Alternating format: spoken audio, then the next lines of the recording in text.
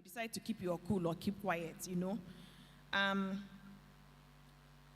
Trust is essential in a family because it provides a sense of safety and freedom. In the family, if there is no trust, you can't feel safe, you can't feel free. There's this story I've heard, some time ago about a man who would say, there is a lion. And people, I don't mind him, he's up with one of his mischiefs again. And that was how the lion devoured him.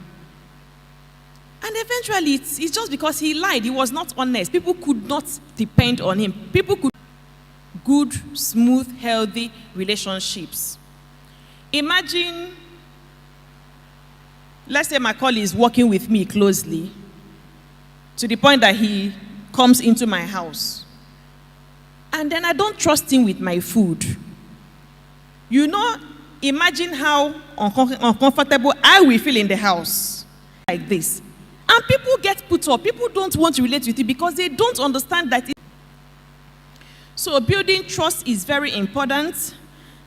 And these days where we have family members who are living apart from us, schooling apart from us, working apart from us, and all that, trust is more important than ever before. Otherwise, you will be living at the edge. Every time you are like, what's going on with them? What's happening to the children in school? What are they doing? What are they, But there should be some level of trust so that you can even yourselves. And figuring out how to trust someone is as important as you yourself being trustworthy. So it's not just about, I need to trust somebody. You also need to be trustworthy. So there are two types of trust when it comes to human relationships that I'll talk about this evening. The first one is what I called granted trust or bequeathed trust. Now, this trust is trust that will naturally emanate in a human relationship. When you meet people and relate with them, you naturally should grant trust to people. And that is the bequeathed or the granted trust. However, many people struggle to grant people trust. And it's mostly because my neck again, you begin to create boundaries around yourself. Forgetting that everybody is not the same. Robin's testimony, he said this, I learned early in my life that it wasn't always safe to trust people. My folks split up when I was 3, and we struggled financially as a family.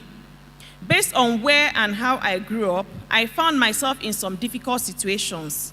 Part of my street smartness to trusting others created some real issues in my life, my relationships, and my work.